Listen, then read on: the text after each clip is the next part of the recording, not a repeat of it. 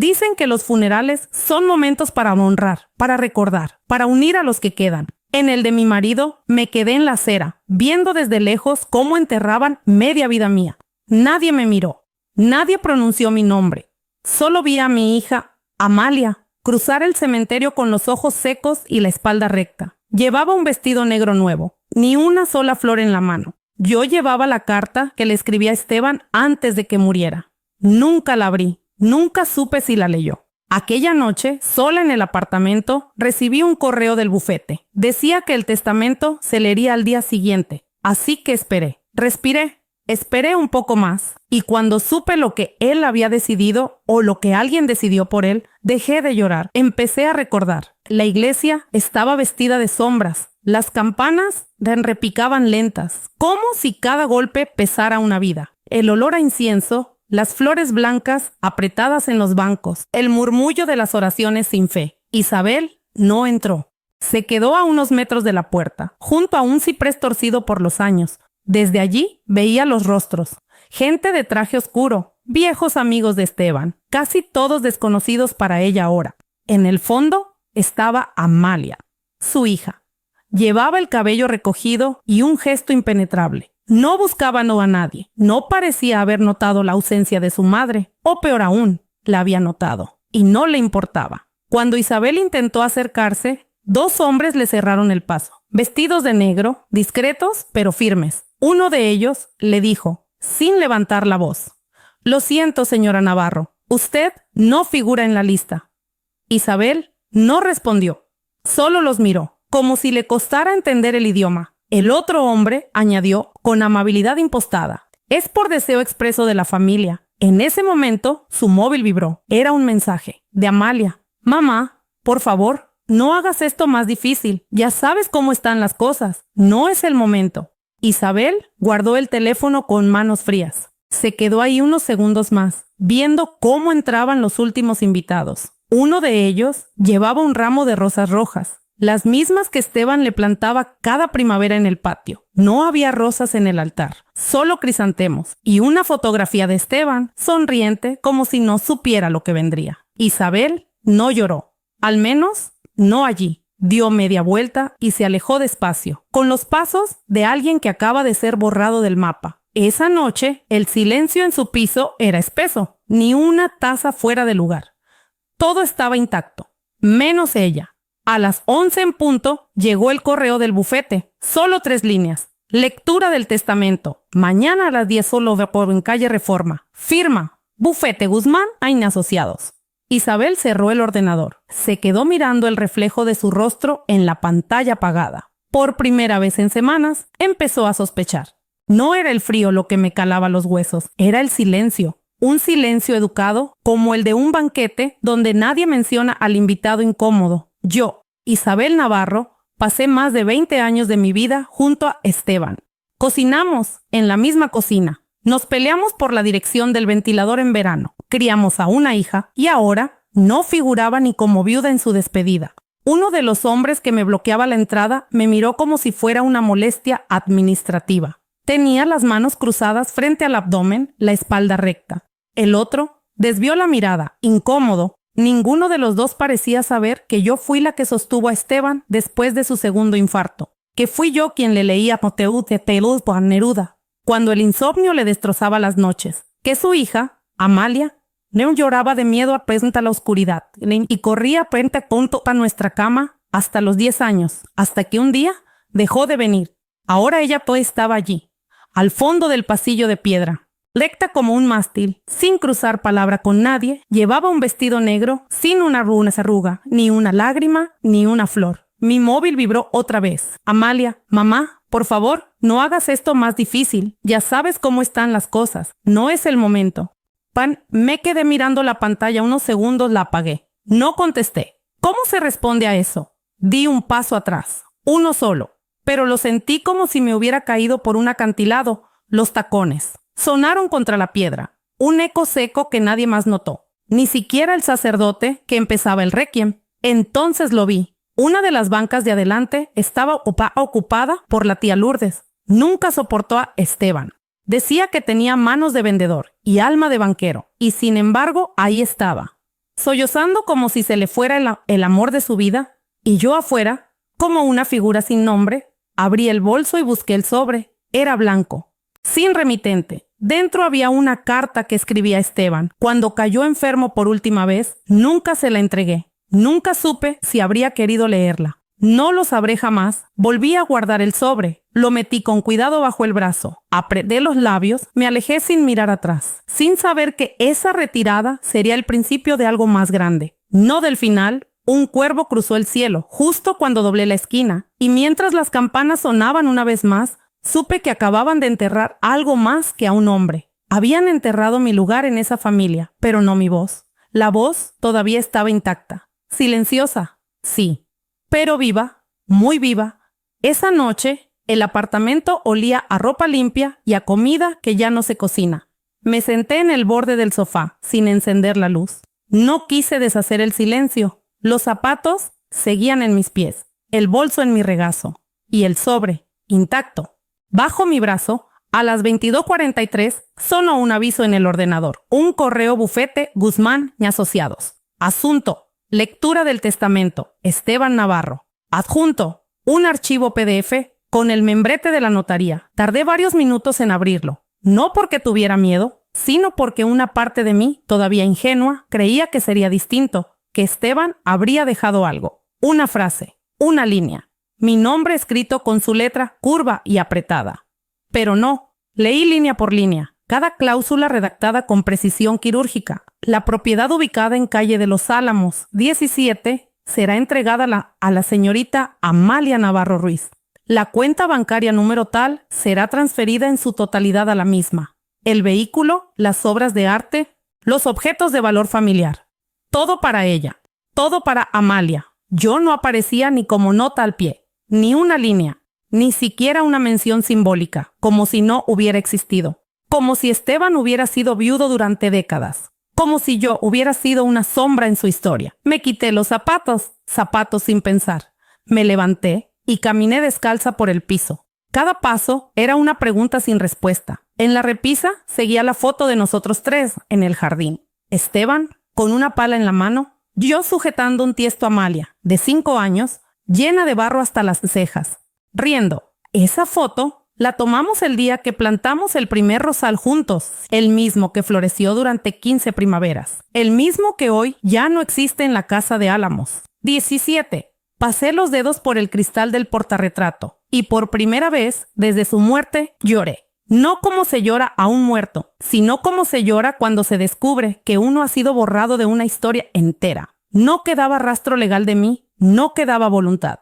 Cerré el documento, apagué el ordenador y me senté frente al espejo. Allí estaba, la mujer que había sostenido a una familia que había lavado las heridas, reído con dientes manchados de vino barato, pintado murales en la escuela de su hija. La misma mujer que ahora no tenía a dónde ir, ni qué reclamar, pero todavía tenía memoria, y eso aprendí esa noche. Puede ser más poderoso que cualquier documento. La verja seguía siendo verde, pero ya no tenía el mismo sonido. Antes crujía como un viejo que se estiraba los huesos al sol.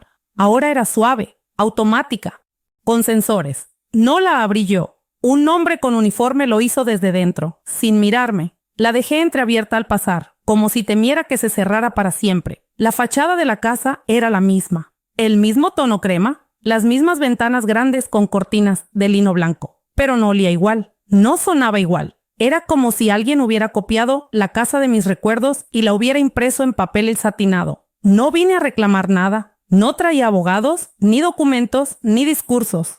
Solo traía mis pasos. Recorrí el sendero de piedra hasta el jardín trasero. Antes había un rosal allí. Lo plantamos cuando Amalia cumplió 6 años. Esteban cavó el hoyo. Yo elegí el arbusto. Amalia le puso nombre Catalina, como su muñeca favorita. Durante años floreció sin falta. Era el primero en anunciar la primavera y el último en resistir el otoño. Ahora no quedaba nada. En su lugar había grava blanca y una fila de palmeras bajas.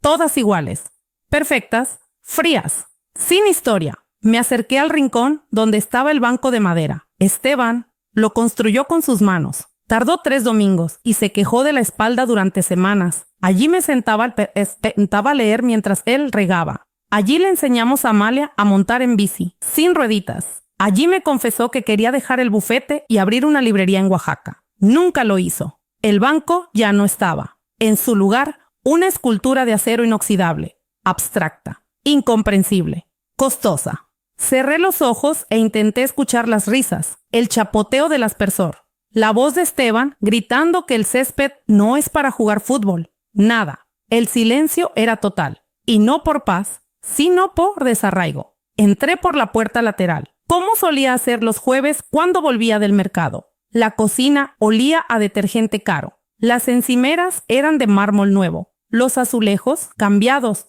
la mesa de madera donde Amalia hacía las tareas, desaparecida. En su lugar, una isla moderna con taburetes cromados. Había frutas en una fuente, todas perfectas. Ni una sola manzana con mancha, ni una banana madura. Subí al segundo piso. La escalera ya no crujía. El pasamanos estaba barnizado y frío. La habitación que era de Esteban y mía, ahora parecía una suite de hotel. Almohadas cuadradas, colcha beige, ni un solo objeto personal. La foto que teníamos en la mesilla, la de nuestro viaje a Sevilla, ya no estaba. Ni el cuadro de girasoles que pinté en un curso de verano, ni los libros en la estantería baja. Solo catálogos de decoración y una vela sin encender. Bajé al vestíbulo sin prisa, como quien termina una visita obligada a un museo que ya no le dice nada. Rosaura, la nueva empleada, apareció desde el fondo. Llevaba uniforme gris claro. No me saludó con nombre, solo me miró, incómoda, esperando instrucciones que no pensaba dar.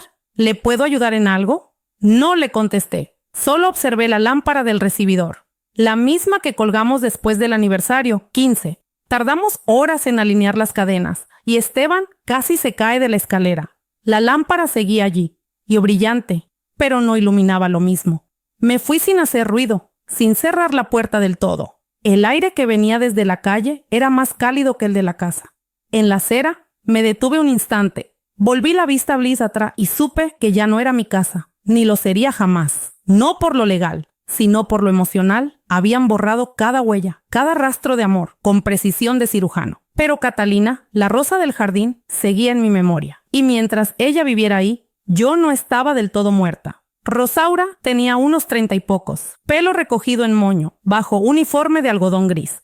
Claro, manos limpias, uñas cortas y una mirada tan pulida como los suelos recién encerados. No me reconoció. O si lo hizo, fingió con profesionalismo absoluto. Yo aún no había dicho una palabra. Ella ya había intuido la incomodidad. Me observó de arriba abajo. ¿Cómo se evalúa a una visita no anunciada? Sin agresividad, pero sin ninguna curiosidad tampoco. ¿Puedo ayudarla?, preguntó, con voz neutra. Aquel ayudarla se sintió como una frontera, una línea invisible entre ella y yo, entre lo que alguna vez fui y lo que ahora era. Una presencia sin permiso. ¿Quiero entrar?, dije sin rodeos. Lo siento, respondió, pero la señora Amalia ha dejado instrucciones claras. No se permite el ingreso sin autorización previa. No usó mi nombre, no dijo señora Isabel, ni madre de la señora, ni la dueña anterior. Nada, solo la señora Amalia. Como si el apellido Navarro hubiera dejado de ser compartido, como si ya no me perteneciera. Vengo solo a recoger unos libros que olvidé en la biblioteca. Están en una caja. La rotulé con mi nombre. Elena, mi asistente, los empacó antes de la mudanza. No tengo constancia de eso, dijo Rosaura, cruzando los brazos. ¿Y sin una nota firmada? No puedo dejarla pasar. Me quedé en silencio, miré más allá de ella. La escalera de madera, el pasamanos que Esteban barnizaba cada invierno, el rincón donde poníamos el árbol de Navidad, el reloj antiguo que daba las campanadas cada hora, incluso cuando nadie escuchaba. Ahora todo era silencio. Rosaura seguía allí, esperando que yo entendiera lo que no se atrevía a decir en voz alta. No eres bienvenida, este ya no es tu lugar. Solo 10 minutos, susurré. Ni uno más. Ella bajó la mirada por un instante, casi como si dudara. Pero entonces tomó aire, se irguió y respondió con tono firme, aprendido, probablemente ensayado. Si insiste, tendré que llamar a seguridad. Seguridad. En mi propia casa. No respondí, no grité, no hice drama. Solo sentí algo que no había sentido ni siquiera en el funeral. Un vacío distinto, una certeza inapelable. Había terminado la casa. los recuerdos físicos, las pequeñas rutinas, los objetos, los olores. Todo di un paso atrás y luego otro, hasta que el marco de la puerta quedó detrás de mí. Rosaura no se movió, solo cerró la puerta con suavidad, sin golpe, sin gesto, como si se cerrara sola, en la vereda. El sol golpeaba fuerte, los árboles del bulevar estaban floridos, pero no eran las rosas de mi jardín, eran árboles nuevos, iguales, comprados al por mayor. Caminé hasta la esquina sin mirar atrás. ¿Cómo se camina al salir de un sueño que se volvió pesadilla sin que uno lo notara? Saqué el teléfono del bolso. Lo miré por costumbre. Ninguna llamada, ningún mensaje, ni de Amalia, ni de nadie. Me senté en una banca pública. Una madre joven jugaba con su hijo a unos metros. El niño se reía fuerte. Ella lo miraba como si el mundo se acabara y solo quedaran ellos dos. Quise gritarle, que no lo soltara, que los hijos también olvidan, que el amor no siempre basta. Pero me quedé callada, como tantas otras veces, y por primera vez en mucho tiempo me pregunté si de verdad había sido feliz aquí, o solo había aprendido a quedarme quieta. La carta llegó una mañana de jueves. No traía remitente visible, solo un membrete frío en la esquina. Guzmán y Asociados. La abrí sin ganas, sin temor, tampoco, como quien ya ha perdido lo esencial y solo espera los últimos golpes. Era un aviso legal. Notificaban que, según la última voluntad de Esteban y la gestión de su heredera legal, se iniciaba el proceso de desalojo de la propiedad ubicada en calle Valladolid, Colonia, Roma, nuestra primera casa, nuestro primer intento de futuro. Esteban la compró con un préstamo bancario y un coche viejo como aval. Tenía goteras, las paredes descascaradas y una escalera que parecía un chiste malo de arquitectura, pero era nuestra. Recuerdo la primera noche. Dormimos en colchones en el suelo. No había nevera. Solo una bolsa con pan, queso y una botella de vino barato. Brindamos por los años que vendrían y por los que ya habíamos sobrevivido. Yo tenía 28, Esteban 32. Éramos pobres pero optimistas. En la cocina pinté una margarita torpe con témpera. Decía, aquí vive el amor. Esteban se burló de mi cursilería, pero nunca la borró. Amalia nació allí. Su cuna fue un cajón forrado con sábanas de lino heredadas de mi madre. Las paredes se llenaron de dibujos, las noches de cuentos, las mañanas de olor a café y tostadas. Fue allí donde lloré sola, cuando Esteban empezó a llegar más tarde de lo habitual, cuando el bufete lo absorbía, cuando Amalia dejó de pedirme que le leyera antes de dormir, cuando comprendí que el tiempo no se detiene, ni para el amor ni para la memoria. Colonia Roma ya no era lo que fue. Los cafés eran más modernos, los precios inalcanzables, la gente más joven y más apurada. Pero yo seguía pasando por la acera opuesta, solo para ver si seguía allí la maceta con albahaca. La pinté de azul cobalto. Esteban decía que olía a domingo. Ahora me pedían marcharme legalmente de una casa que pagué con turnos dobles, en la escuela, con tardes de sábado remendando calcetines, con noches de enero ahorrando gas para no cortar el agua caliente. Guardé la carta en un cajón. Me puse el abrigo y caminé hasta la casa. El número seguía allí, desgastado, inclinado. La fachada era la misma, pero las persianas estaban bajadas. No había flores ni macetas. Golpeé la puerta con los nudillos. Nadie contestó. Apoyé la frente contra la madera y cerré los ojos. Pude verme, a los 28, con un vestido amarillo y las manos llenas de harina, riéndome de algo que Esteban decía desde el baño. La radio sonando en volumen bajo. Amalia dando sus primeros pasos, con los brazos extendidos, abrí los ojos. La puerta seguía muda. Volví a leer la carta en silencio, sin rabia, sin sorpresa, solo con una tristeza que ya no dolía como antes. Ahora era una especie de capa invisible, una piel nueva. No lloré, solo pensé en cómo todo lo que alguna vez fue verdadero puede ser borrado por una firma, un documento, una decisión ajena a esa. Noche. Al regresar a mi apartamento, encendí una vela, no por nostalgia, sino por memoria. A veces, cuando el mundo se deshace en fragmentos, lo único que queda es encender una luz y recordar cómo se respiraba en la oscuridad. El teléfono sonó una vez. No contesté. Volvió a sonar 2 veces más. El número era desconocido, pero algo en mí, una intuición vieja, me dijo que debía responder. Señora Isabel, su voz era baja, algo tensa, como quien llama con culpa. Soy Teresa. Teresa Morente. Trabajé con el doctor Esteban los últimos años. Tardé unos segundos en ubicarla. La recordé con bata blanca, moño apretado, ojeras suaves. Siempre traía un termo de té de manzanilla y un perfume casi imperceptible. «Teresa», pregunté, «¿estás bien?». Guardó silencio, luego suspiró. «No he podido dormir desde el funeral. Tenía que llamarla. Tenía que decirle lo que vi, lo que pasó». Sentí que el aire en la habitación se volvió más denso. Me senté en el sillón. Tomé el teléfono con ambas manos. «Dime, Teresa». Tragó saliva al otro lado de la línea. La semana antes de que el señor falleciera, Amalia venía muy seguido, más de lo habitual. Se encerraban en el despacho con papeles. Él estaba muy débil, tenía días de mucha confusión, olvidaba nombres, confundía fechas, pero firmaba todo lo que ella ponía delante. ¿Firmaba? Sí. Ella le decía que eran documentos del seguro o del tratamiento. Una vez me acerqué con la bandeja del almuerzo y vi claramente la palabra testamento. En el encabezado él ni siquiera lo leyó. Solo tomó la pluma y firmó, como si quisiera que todo terminara rápido, como si ya no tuviera fuerzas para discutir. Cerré los ojos. Las piezas empezaban a moverse, no en el mundo, sino dentro de mí. Un lento crujido que no era dolor, era algo nuevo, o quizás algo viejo que por fin despertaba. ¿Estás dispuesta a contar esto oficialmente?, pregunté. Hubo un silencio largo. Teresa respiró hondo, y su voz, cuando volvió, era más firme.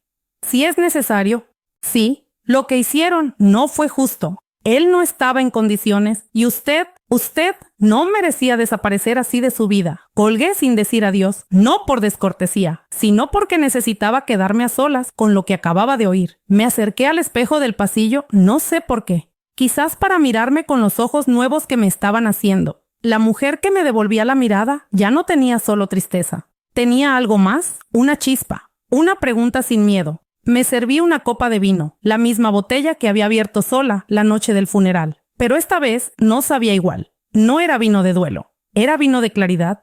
Me senté con un cuaderno en el regazo, escribí lo que Teresa me había dicho. Cada frase, cada duda, cada posible testigo. Después busqué en el cajón la carpeta azul donde guardaba papeles importantes. Estaba casi vacía. Solo contenía un recibo del hospital y una carta vieja de Esteban, escrita antes de que Amalia se mudara. La releí con ojos nuevos. Pase lo que pase, Isa. Tú eres mi centro, mi raíz, el suelo al que siempre vuelvo. ¿Eso también había sido una mentira? No lo sabía, pero por primera vez, desde su muerte, no sentía necesidad de llorar. Sentía la necesidad de saber. Y eso, en una mujer que lo ha perdido todo, puede ser el inicio de algo muy poderoso. Apagué la luz, me quedé en silencio, pero por dentro ya no era la misma. El banco seguía estando en la misma esquina de siempre. Calle Juárez, con Donceles. Un edificio de piedra gris, con ventanales altos y una placa dorada que rezaba. Institución de confianza desde 1928. Demasiado lustre para tantos secretos. No pisaba ese lugar desde antes de que Esteban enfermara. Él se encargaba de todo lo financiero, las cuentas, los seguros, las cajas fuertes. Yo solo firmaba cuando me lo pedía. Confiaba. Como confía quien ama sin condiciones, entré con paso lento pero firme. El mármol blanco brillaba demasiado. El silencio estaba lleno de pasos ajenos, teclados suaves y relojes que marcaban el tiempo como una amenaza. «Buenos días», dije al llegar al mostrador. «Vengo a preguntar por una caja de seguridad a nombre de Esteban Navarro, mi esposo. Falleció hace poco». La mujer tras el cristal me miró por encima de las gafas. Tenía el gesto ensayado de quien está acostumbrada a dar malas noticias con buena dicción. «¿Tiene usted poder legal o alguna documentación que la autorice a acceder?». Saqué del bolso una carpeta. Había fotocopias de nuestra acta de matrimonio, el certificado de defunción, una carta firmada por Esteban del año anterior, donde me nombraba como cotitular. La revisó con paciencia y desapareció por una puerta lateral. Volvió 10 minutos después con un hombre alto, delgado, con traje oscuro y una sonrisa controlada. «Señora Isabel, mi nombre es Julián. Soy el director de operaciones privadas. Sígame, por favor». Me condujo por un pasillo largo, alfombrado, las paredes cubiertas de cuadros abstractos, el aire acondicionado demasiado frío, como si la verdad necesitara de un ambiente estéril para revelarse. Llegamos a una sala pequeña con una mesa de roble, una lámpara baja y una caja metálica sobre una bandeja. Julián me entregó un par de guantes de tela. «Por protocolo», dijo. Me senté frente a la caja. Respiré hondo. Pasé los dedos por la cerradura. Recordé a Esteban diciéndome: lo importante se guarda en silencio, donde nadie lo toque, donde solo el tiempo tenga llave. Inserté la pequeña llave que llevaba en mi monedero desde hacía años. Esteban me la dio un día sin explicación. Solo dijo: guárdala bien, es lo único que no se puede reemplazar. Giré con cuidado. El clic metálico sonó más fuerte de lo que esperaba. Abrí la tapa. Dentro, solo un sobre manila y una libreta de cuero. Nada más, ni joyas, ni títulos, ni dinero, solo papel. Con manos casi temblorosas, tomé el sobre. Tenía mi nombre escrito a mano con la caligrafía inconfundible de Esteban, esa que usaba para las notas de aniversario y para dejarme listas de compras ridículamente poéticas para Isabel. Si algún día dudas, aquí está la verdad. Miré a Julián. ¿Puedo abrirlo aquí? Este espacio es privado. Tómese su tiempo. Asentí, y con un nudo en la garganta, deslicé los dedos por el borde del sobre. Algo, en lo profundo de mí, sabía que en ese momento mi vida iba a partirse en dos. Antes de saber lo que decía, antes de leer siquiera una palabra, ya sentía que algo se encendía en el fondo de mi pecho. No era ira, no era venganza, era algo más antiguo, más puro justicia. Abrí el sobre con una lentitud casi ritual. Dentro, doblado en 3 partes perfectas, había un documento manuscrito, no mecanografiado, no con membrete legal, solo tinta azul sobre papel verjurado. El título: Última voluntad y testamento de Esteban Navarro. Fecha: 12 de marzo de hace 2 años. Firma: clara, sin titubeos. Reconocí la letra como se reconoce la voz de alguien amado desde la infancia. Cada trazo tenía la calidez de lo auténtico y la decisión de quien escribe sin miedo. Leí despacio, cada palabra como un paso sobre terreno sagrado. Yo, Esteban Navarro, en pleno uso de mis facultades, declaro que en caso de mi muerte, todo bien inmueble, cuentas bancarias, objetos de valor y patrimonio artístico serán otorgados a Isabel Valverde, mi esposa. Confío en su juicio, su corazón y su capacidad para proteger lo que juntos construimos. A nuestra hija Amalia le corresponde la libertad de elegir su camino, pero no la carga de destruir lo que desconoce. Mis manos comenzaron a temblar, no por sorpresa, sino por la fuerza de ser vista, de ser nombrada. No había tecnicismos, no había exclusiones, solo claridad. Y al final del documento, un párrafo a mano, agregado después, menos formal, más íntimo: Isabel, si estás leyendo esto es porque todo lo demás ha fallado. Quizá porque confié demasiado o porque no tuve tiempo de explicarlo en persona. Perdóname por lo que no dije, por lo que permití que pasara. Tú eres mi raíz. Lo poco que entendí del amor, lo aprendí contigo. Haz lo que debas, pero hazlo desde el amor. Desde el amor. No desde la rabia. Te dejo todo, pero sobre todo te dejo mi nombre. Protégelo. No lloré. Aún no. Me limité a cerrar los ojos y apoyar el documento contra el pecho, como si ese papel pudiera latir. No era un acto legal, era un acto de fe. Una última línea trazada entre el pasado y la dignidad. Por primera vez en semanas me sentí menos invisible. No había imaginado aquella nota, ni la letra, ni las palabras. Esteban había confiado en mí, incluso cuando su cuerpo fallaba, incluso cuando Amalia tejía su propio poder entre papeles y silencios. Me quedé en aquella sala, aún un rato más. Julián no volvió a interrumpir.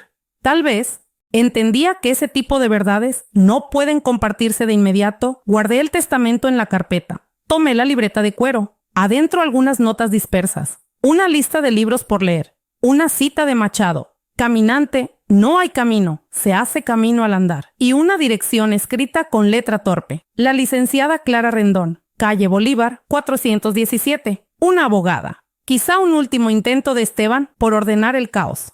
La busqué en mi teléfono. Su despacho seguía activo, marqué. Me atendió una voz joven eficiente. Le dije mi nombre, mi relación con Esteban. Le pedí una cita urgente. La licenciada puede recibirla mañana a las 10. Me respondió sin vacilar.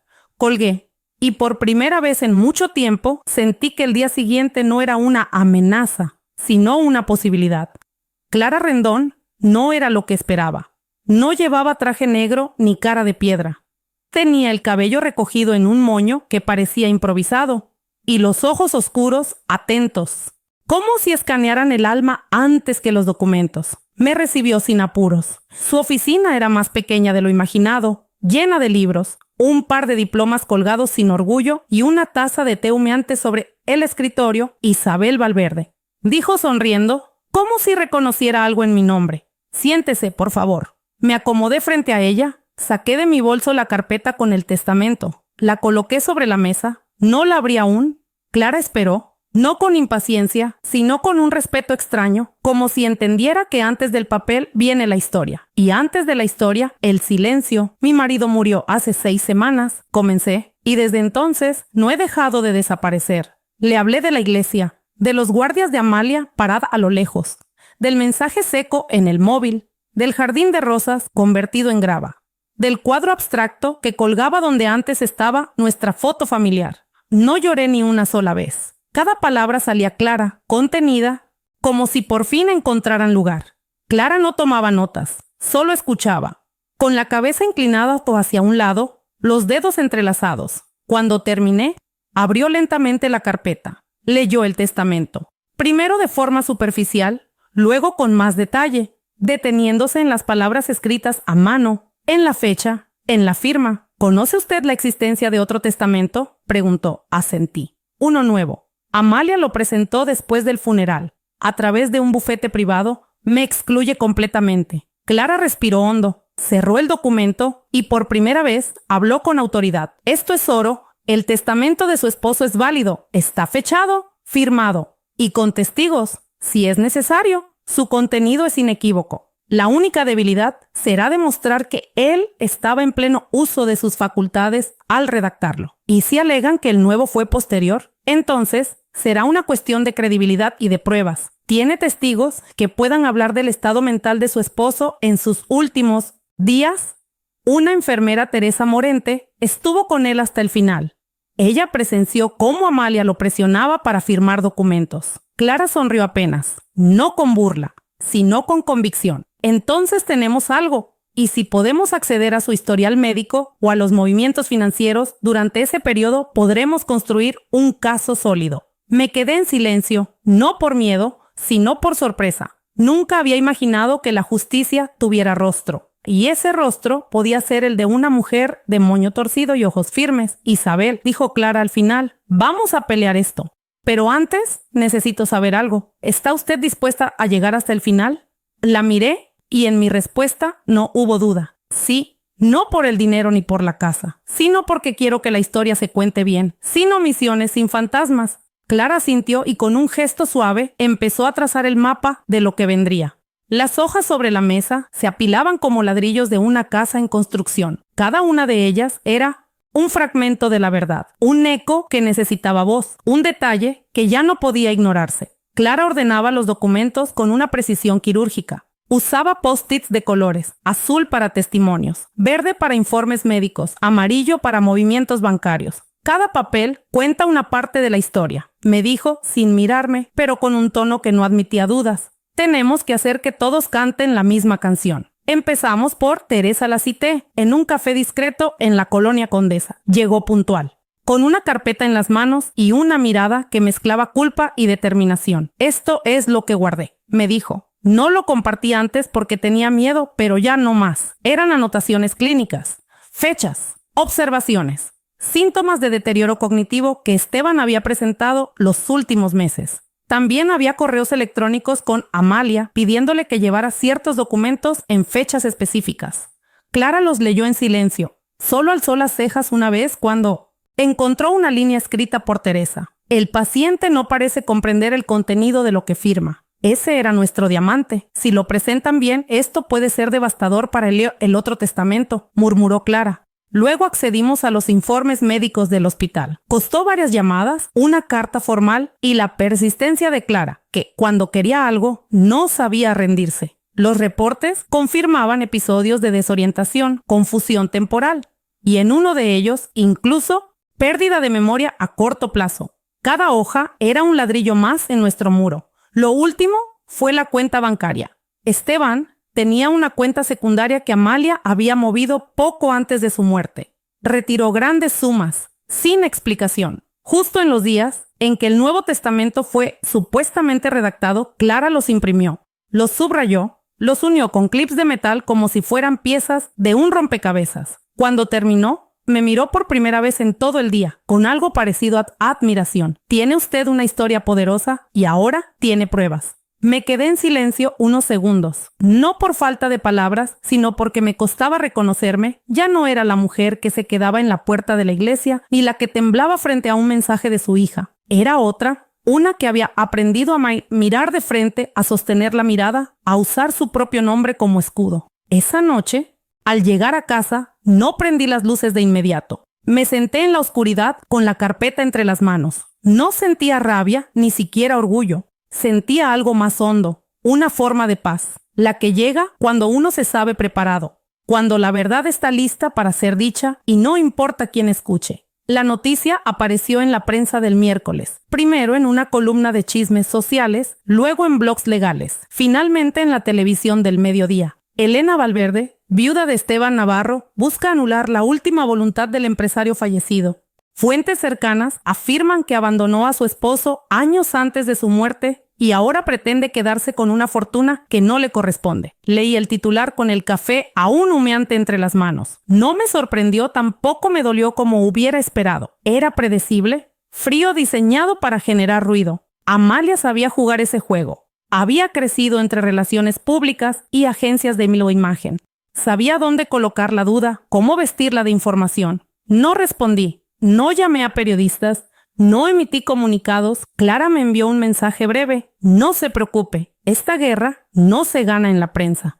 Se gana con pruebas. La tarde siguiente, una vecina del barrio se me acercó en el supermercado con ojos de lástima, disfrazada de curiosidad. Isabel, ¿es cierto lo que dicen? ¿Que usted y don Esteban ya no se hablaban? ¿Que su hija tuvo que ocuparse de todo? Sonreí con una cortesía antigua, la que se usa en los entierros y en las despedidas. Hay muchas formas de hablar y muchas formas de callar, algunas más crueles que otras. La dejé allí, con su carrito lleno y su cabeza vacía. Esa noche, Clara me trajo una carpeta nueva, llena de preguntas preparadas, líneas de defensa y resúmenes de testigos. Mañana es importante. No solo lo que se dice, sino cómo se dice. Si la miran con odio, devuelva serenidad. Si la acusan, responda con hechos. No estamos aquí para ganar simpatía, sino para decir la verdad. Asentí. No necesitaba instrucciones. Solo necesitaba recordarme quién era. Encendí una vela en el salón. La puse frente a una foto antigua. Esteban, Amalia y Viupeo en una playa de Yucatán. El viento despeinando nuestros rostros, la risa suspendida en un segundo eterno. Me quedé allí mucho rato, sin decir palabra. No recé, no supliqué. Solo dejé que el silencio me hablara. En la radio sonaba un bolero de antaño. La letra decía algo sobre lo que permanece, lo que no se toca, pero existe como una raíz bajo tierra. Me acosté temprano, pero no dormí. Pasé la noche recordando los jardines, las mañanas de domingo, las pequeñas batallas ganadas en silencio y las grandes derrotas que nunca pedimos. Mañana no iba a ser una batalla, iba a ser una declaración. No buscaba venganza. Solo quería que alguien dijera en voz alta que yo estuve allí, que amé, que cuidé, que no desaparecí sin luchar. La sala era fría, no por el aire acondicionado, sino por las miradas. Amalia entró primero con su abogado, un hombre de corbata perfecta y sonrisa de mármol. Yo me senté al otro lado, Clara junto a mí, sus dedos firmes sobre el expediente como si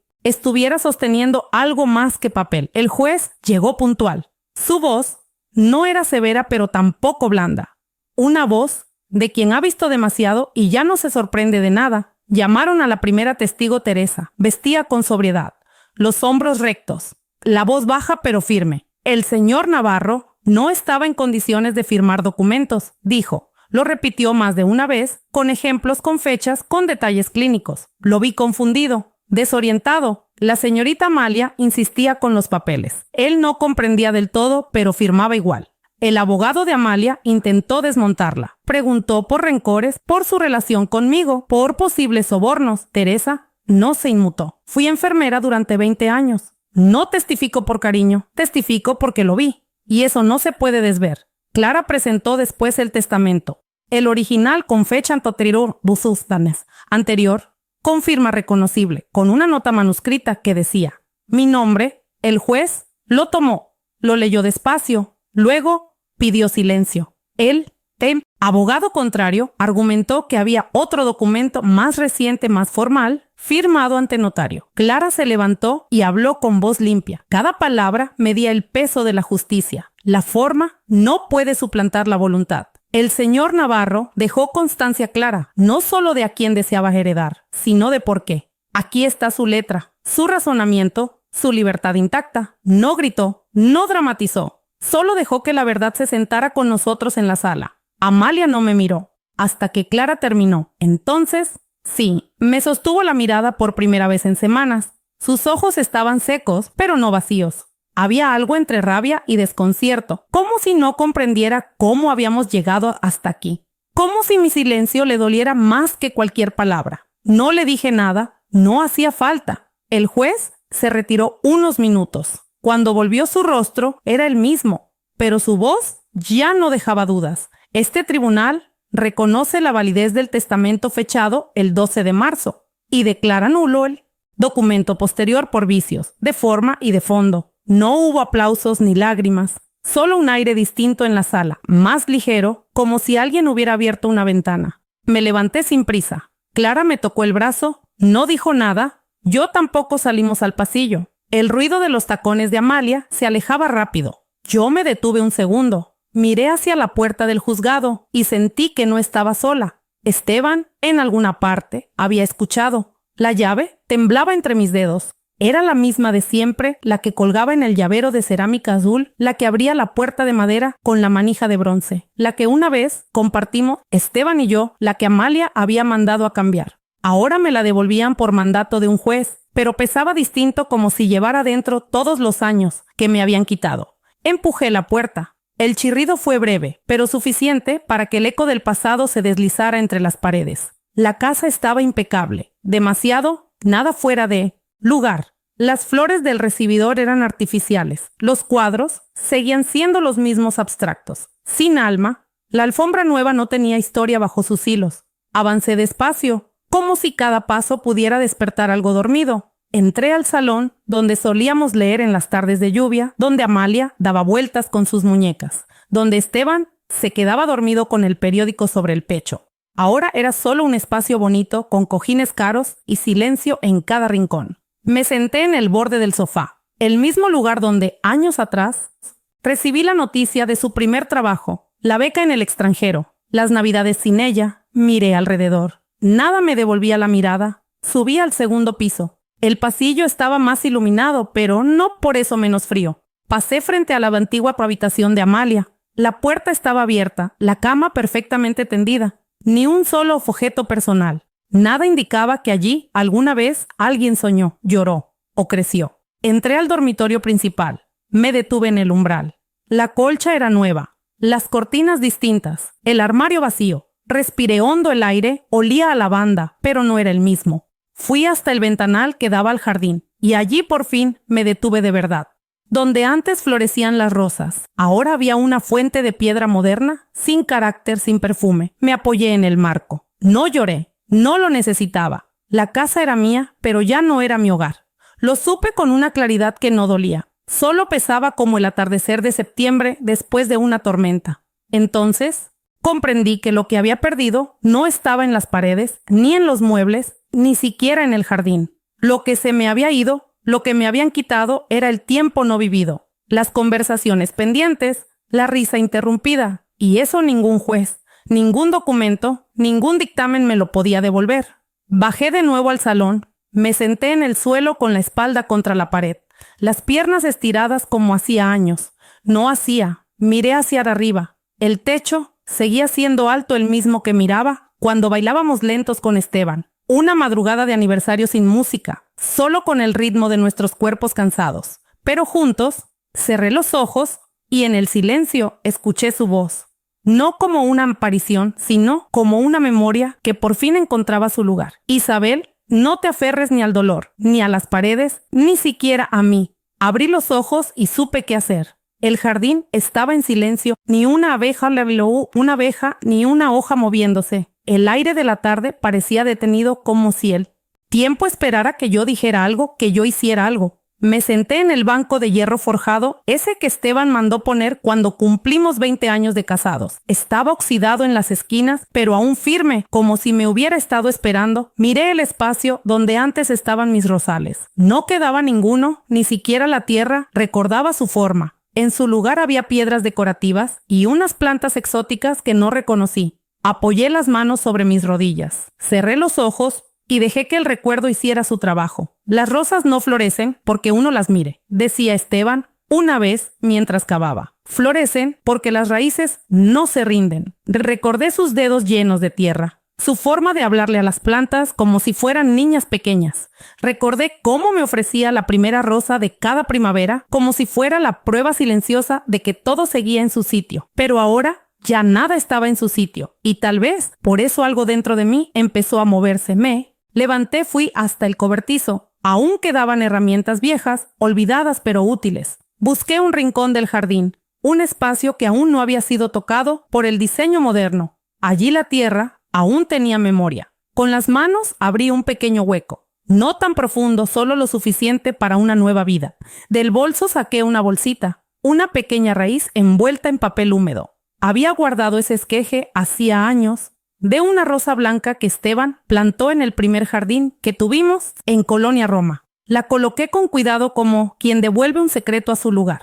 Tapé la tierra, la regué con una botella que encontré medio llena y luego me senté otra vez a mirar, a esperar sin esperar. No sentí tristeza ni nostalgia, sentí decisión. Al día siguiente llamé a Clara.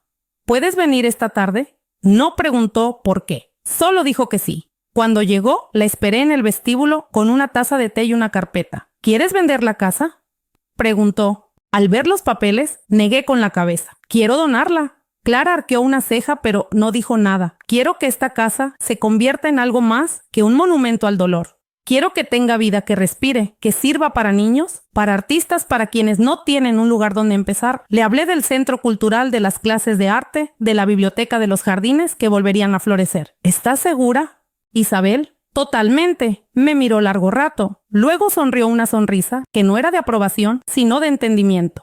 Entonces, vamos a hacerlo bien, con todo en regla, como tú mereces. Cuando se fue, volví al jardín. La tierra ya había cambiado de color. La humedad anunciaba que algo crecería. Me senté frente al pequeño montículo y por primera vez en mucho tiempo sentí que pertenecía a algo más grande que mi dolor. No era la dueña de una casa. Era la cuidadora de un recuerdo, la sembradora de un nuevo comienzo, y eso valía más que cualquier herencia. El patio estaba lleno de sillas blancas, algunas aún vacías, otras ocupadas por rostros curiosos. Periodistas, vecinos, jóvenes, con cámaras, niños que no sabían bien por qué estaban allí. Clara estaba a mi lado repasando unas notas, pero yo no necesitaba papel ni discurso escrito. Había esperado este momento no para contar una victoria, sino para plantar una semilla. El micrófono pitó suavemente cuando me acerqué. El sol caía de lado sobre las ventanas del salón y en el jardín la pequeña rosa blanca que planté días atrás ya mostraba un brote tímido.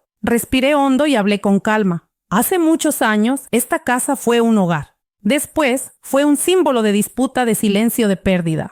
Hoy quiero que vuelva a ser un lugar de encuentro, de creación, de futuro. Algunos periodistas tomaban nota, otros grababan. He decidido donar esta propiedad al municipio de Yucatán para que se convierta en un centro cultural comunitario abierto a todas las edades, pero sobre todo a quienes no han tenido voz ni espacio para expresarse. Se escuchó un murmullo, luego aplausos, tímidos que poco a poco crecieron. No los esperaba, pero los recibí con una sonrisa serena. Aquí habrá clases de pintura, talleres de escritura, un rincón de lectura para niños y un jardín que irá recuperando las rosas perdidas. No mencioné a Esteban ni a Amalia. No hacía falta. Ambos estaban allí de formas distintas como raíces invisibles al terminar. Clara tomó la palabra. Brevemente explicó los detalles legales, las fechas, los permisos. Yo solo miraba el jardín, ese que había estado seco durante tanto tiempo y que ahora sin pedir permiso empezaba a respirar de nuevo. Cuando los invitados comenzaron a irse, algunos se acercaron a agradecerme, otros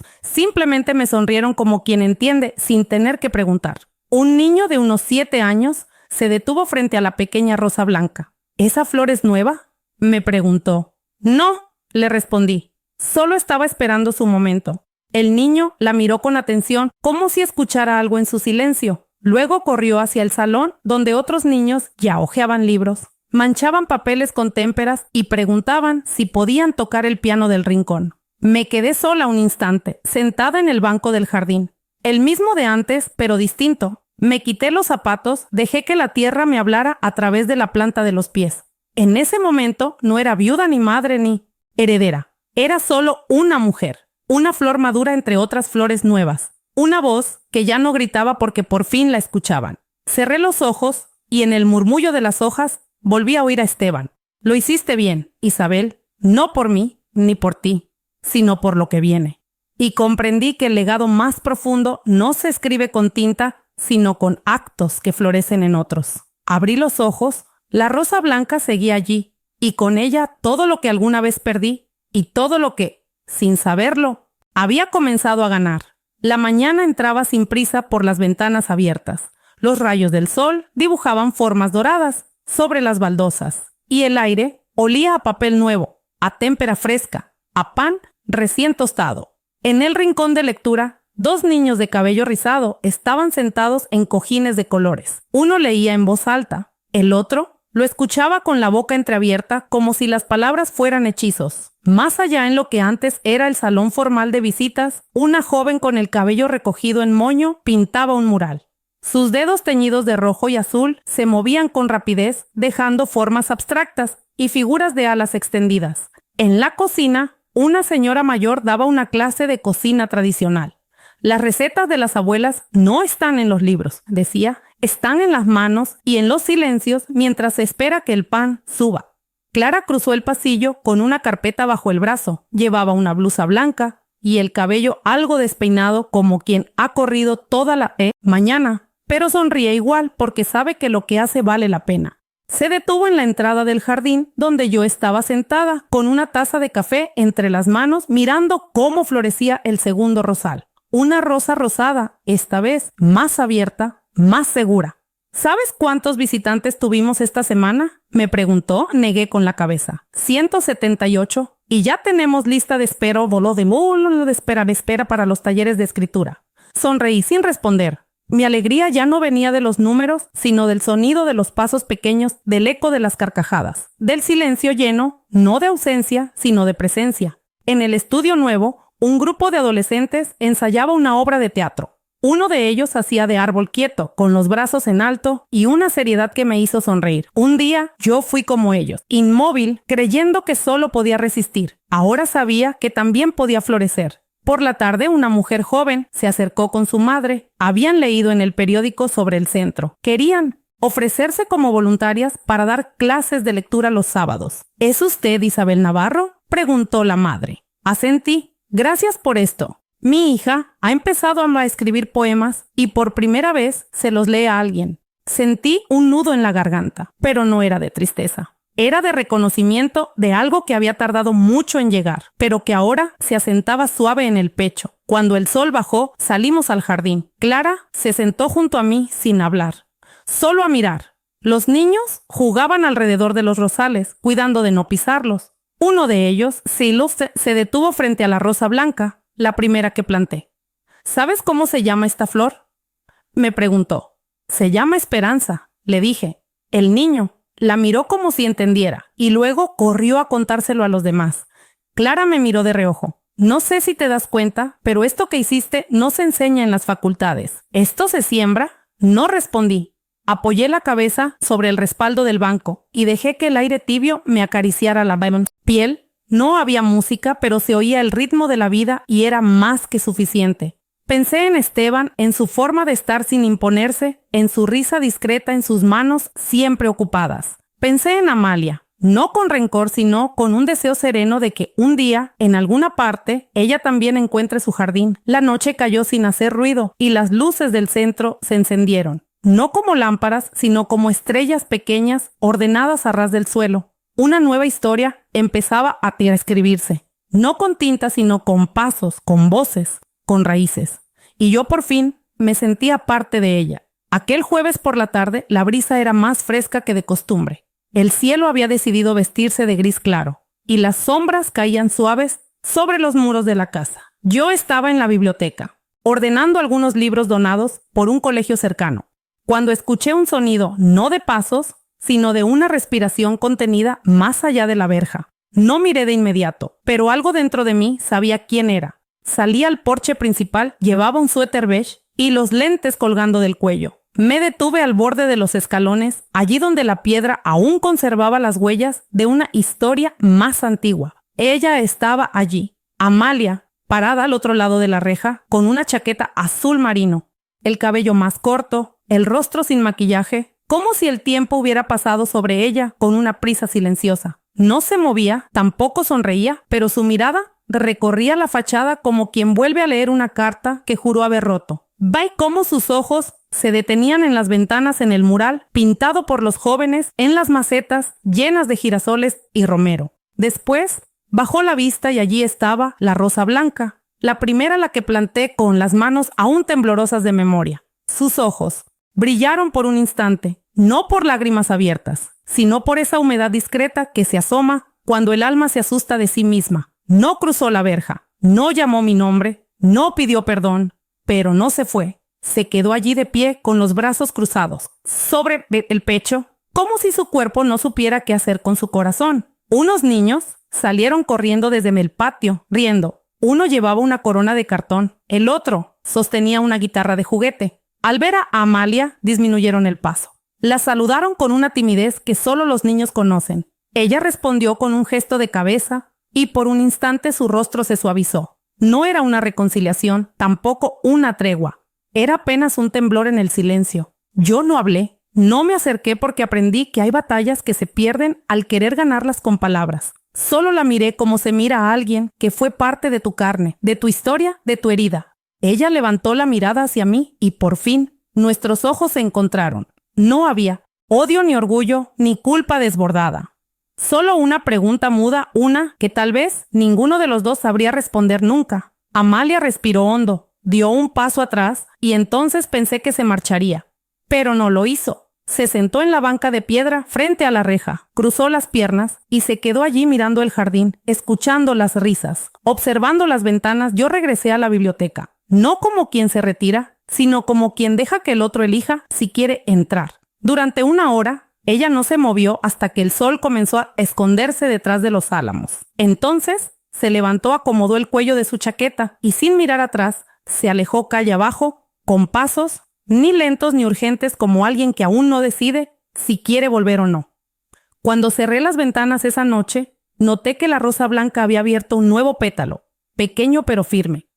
Y supe que el perdón no siempre llega con palabras. A veces llega con la simple presencia, con la decisión de mirar, desde fuera antes de atreverse a cruzar. Y con eso era suficiente por ahora. La noche llegó temprano, esa vez, con ese silencio blando que solo ocurre cuando el corazón ha dejado de resistir. Estaba en mi habitación, la que mira hacia el jardín, con la lámpara encendida y el cuaderno de tapas rojas sobre la mesa. Era un regalo de Clara. No para anotar cuentas ni recordatorios, me dijo, sino para recordar quién eres cuando nadie te mira. A su lado, una caja de cartón con fotografías antiguas, el tipo de caja que uno promete ordenar algún día, pero que siempre termina abriendo en noches así. Tomé una al azar, una imagen gastada, bordes mordidos por el tiempo. Era Amalia, tendría 5 o 6 años, vestida de princesa, con una corona de plástico que le quedaba grande y una risa que aún podía escuchar. Mis dedos temblaron, no por la tristeza, sino por la ternura esa que llega sin permiso como una ola tibia después de la tormenta. Dejé la foto sobre el cuaderno y empecé a escribir: querida yo del mañana, te escribo desde un día en que he decidido perdonar. No porque me lo pidieron ni porque lo merezcan, sino porque ya no quiero vivir en guerra con mis recuerdos. Respiré hondo como si soltar esas palabras fuera Paula aflojar un nudo en el pecho. Volví a la caja otra foto, Esteban y yo en el jardín, los dos jóvenes con tierra en las manos, replantando un rosal. Yo reía, él me miraba como si la vida aún no nos hubiera dolido. Escribí más. Perdonar no es olvidar, no es hacer como si nada hubiera pasado, es mirar de frente el daño, reconocerlo, y aún así decidir no llevarlo como una piedra en el bolsillo. Pensé en la visita de Amalia, en sus ojos vacilantes al otro lado de la reja, en el modo en que se sentó sin decir nada y como luego se fue sin disculpa, sin promesa. Y sin embargo, por primera vez, sentí que algo en mí se había liberado. Tomé la pluma con más fuerza y seguí. A mi hija no le dejo una fortuna, ni joyas, ni títulos. Le dejo esta casa, abierta este jardín sembrado, estos libros llenos de voces. Miré la foto de Amalia una vez más, esa risa limpia, inocente, tan lejos de la mujer que se volvió. Y me pregunté si en algún rincón de ella aún quedaba algo de esa niña. Quizás sí, quizás no. Ya no dependía de mí buscarla. Yo elijo soltar porque sostener el rencor es sostener el fuego por el mango, y yo ya no quiero quemarme por lo que no puedo cambiar. El reloj dio las 10. Las luces del jardín aún estaban encendidas. Podía ver el reflejo tenue sobre las hojas de los rosales. Uno de ellos tenía un nuevo brote. Cerré el cuaderno, me levanté despacio, fui hasta la ventana y la abrí. El aire de la noche entró suave con olor a tierra húmeda, a jazmín y a cosas que empiezan de nuevo sin hacer ruido. Apoyé las manos sobre el marco de madera y por un instante me vi desde fuera. Una mujer mayor de pie con el rostro tranquilo que había atravesado la pérdida, la traición. Y aún así, seguía allí, con la piel arrugada pero con las raíces más hondas que nunca. Volví a mirar la foto de Amalia niña y la guardé dentro del cuaderno como una flor seca entre páginas queridas. Antes de dormir, escribí una última línea. Perdono no para que ella vuelva, sino para que yo pueda seguir caminando sin cargar su sombra. Apagué la luz y en la oscuridad por primera vez en mucho tiempo me sentí completa.